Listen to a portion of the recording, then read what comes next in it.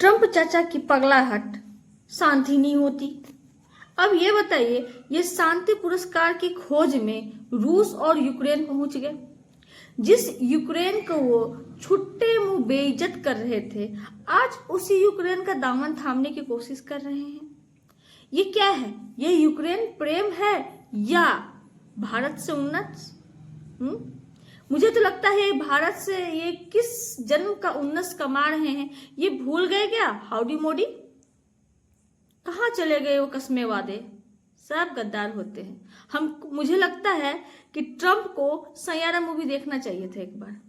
ये तो सैयारा मूवी की हीरोइन की तरह हो गए हैं। कभी उनको याद आती है, कभी याद नहीं आती है। हद है भाई। खैर, मुद्दा ये है कि जो भारत है वो भारत रूस से तेल लेने वाला है, ठीक है। और ये तेल लेने वाली बात ट्रंप चाचा को पसंद नहीं आ रही है। तो अब ट्रंप चाचा ने सोचा कि हम यूक्रेन का साथ दें और भारत पर 25 की जगह 50% टैरिफ लगा देंगे। इससे क्या ही हो जाएगा भाई? भारत को बर्बाद करने से अच्छा अपने देश के विषय में आप क्यों नहीं सोचते? आपके देश का क्या होगा? और इनका कहना है कि जब तक हम रूस से तेल लेना बंद नहीं करेंगे, आप वो हमारे ऊपर टैरिफ कम नहीं करेंगे।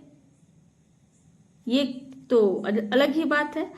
पुणे में, मुंबई में, गुड़गांव में, हर जगह Trump tower, Trump tower, Trump वो खींचे जा रहा है और मोटे पैसे कमा रहा है। मिलियंस में मिलियंस पैसे कमा रहा है। ये रही रियल एस्टेट की बात।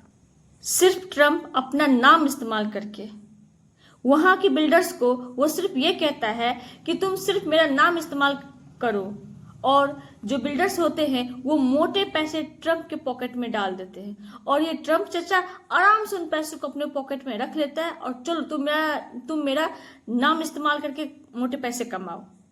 और यही ट्रंप भारत पर 25 की जगह 50% टैरिफ लगाता है। अब मैं बताती हूँ इस टैरिफ का होगा क्या, आखिर भारत करेगा क्या।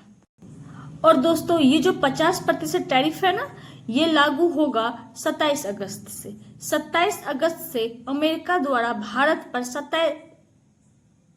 ऐसा करने से ट्रंप को लगेगा क्या कि भारत जाएगा झुक, और भारत कहेगा भाई साहब अब हम आपके कदमों में आ गए हैं, अब आप जो कहिएगा हम वही करेंगे, हम रूस के साथ मैत्री संबंध नहीं बनाएंगे।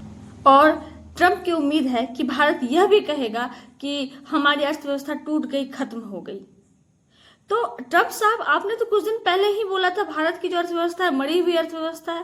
तो इस मरी हुई अर्थव्यवस्था को और कितना मारने का कोशिश करें, और भारत की अर्थव्यवस्था कोई मरी हुई नहीं है। अब बताने वाली बात यह है कि भारत जो है विश्व में सबसे बड़ा दवाई उत्पादन करने वाली देश है। वो जो ड्रग्स है, सबसे ज्यादा ड्रग उत्पादन करती है भारत, और अमेरिका को भी सप्लाई भारत करती है।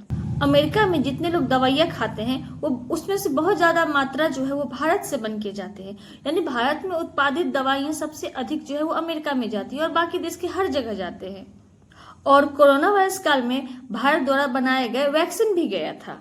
अब बात यहाँ ये है कि अमेरिका यह कहता है कि भारतीय दवाइयों पर मैं 150% टैक्स लगाऊंगा, वो भी 18 महीनों के बाद। फिर उसके बाद मैं 250% टैक्स लगाऊंगा। अब देखिए ट्रंप साहब की कैलकुलेशन की गड़बड़ी समझिए जरा।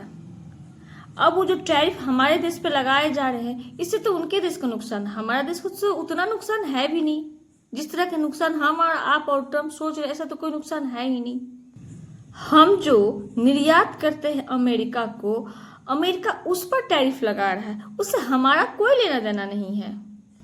क्या ये टैक्स भारत को देना है? नहीं, भारत को कुछ नहीं देना है उसमें। भारत को उस लेवल पर कुछ नुकसान नहीं है, भारत को कोई लेना देना ही नहीं है उन मामलों। अब जरा ये समझिए, अमेरिका अगर टैरिफ लगा रहा है तो इससे नुकसान तो अधिकतर अमेरिकी वासियों को है ना, हमारा तो कोई नुकसान उतना है नहीं। जैसे सपोज मान के चलिए अभी अमेरिका में हमारी दवाइयाँ चल रही हैं, ठीक है, हम वहां पे सेल करें, हमारी दवाइयाँ चल रही हैं, ठीक है। तो दवाई ऐसी चीज होती है जो उसकी स्थानापन्न वस्तुएं कम होती हैं, ठीक है, ये नेसेसरीज में आती हैं दवाइयाँ। दवाइयों पर कीमत का असर जरा कम होता है। दवाई ऐसा चीज होता है कि अगर उसका कीमत 5 की जगह 20 भी हो जाए तो लोग खरीदेंगे ही, ठीक है। हमारे देश का दवाई आपके देश में गया, आपने क्या किया, तो जो 10 रुपए की दवाई थी उस पर आपने 50% टैक्स लगा दिया, उसका कीमत हो गया 15 रुपए। सपोज मैं बात कर रही हूँ, 15 रुपए हो गया, ठीक है। अब जरा सोचिए, अभी आपके यहाँ तो उस दवाई की कंपनी भी नहीं बनाई गई है, जिसकी आपके यहाँ आवश्यकता है, उसमें वक्त लगेगा, इसीलिए शायद आपने 18 महीने का वक्त लिया है, ठीक है। तत्काल इसके पैसे कौन भरेगा? ये तो आपके अमेरिका वासी भरेंगे ना, हमारा तो उतना कोई नुकसान नहीं है। तो ये तो सोचने वाली बात है, हमारा कहाँ नुकसान है उतना। आप लगाइए, जितना टैरिफ लगाना है लगाइए। कहीं आप नेपोलियन वाली भूल तो नहीं कर रहे? याद है नेपोलियन ने क्या भूल किया था? इंग्लैंड की आर्थिक नाकाबंदी। क्यों नहीं इतिहास पढ़ते हैं भाई? नेपोलियन ने इंग्लैंड को जब नहीं जीत पाया तो उसकी आर्थिक नाकाबंदी की कोशिश की थी, और बेचारा खुद अलग थलग पड़ के और हार हो गया। कहीं ट्रंप साहब आपकी भी हालत ऐसी ना हो जाए।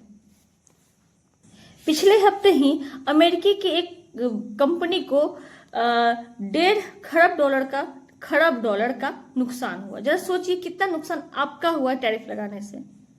आप टैरिफ लगा रहे हैं अपने देश में वस्तुओं की, हमारे देश में नहीं। आप हमारे देश की वस्तुओं से टैरिफ लगाइएगा तो हम भी आपके देश से आए हुए वस्तु पर टैरिफ लगाएंगे, बात खत्म। इससे भारत को उतना नुकसान नहीं है। लेकिन कहीं ट्रंप साहब आपकी ये भूल ना हो जाए, क्योंकि आप नेपोलियन का कहानी जरूर पढ़िएगा। वो भी ऐसे इंग्लैंड का आर्थिक नाकाबंदी करने का कोशिश किया था और उसकी हार हो गई थी। भारत का कुछ नहीं जाएगा।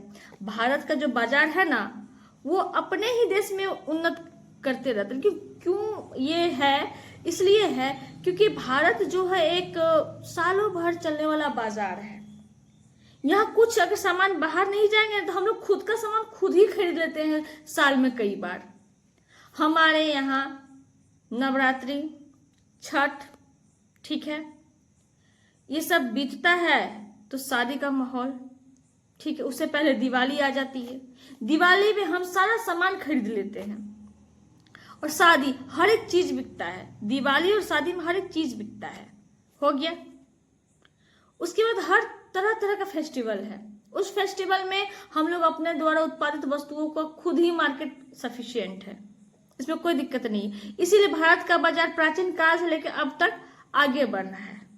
वो तो कुछ बाहरी आक्रमणकारी लोग आए थे, उस कारण हमारा मार्केट डाउन पड़ा, लेकिन भारत का मार्केट कभी डाउन नहीं पड़ सकता। ये साल भर चलने वाला भारत मार्केट है। तो आप हमारा ट्रंप चाचा हमारा क्या कहते हैं, हमारे बारे में आप मत सोचिए कि भारत की अर्थव्यवस्था कैसे चलेगी, नहीं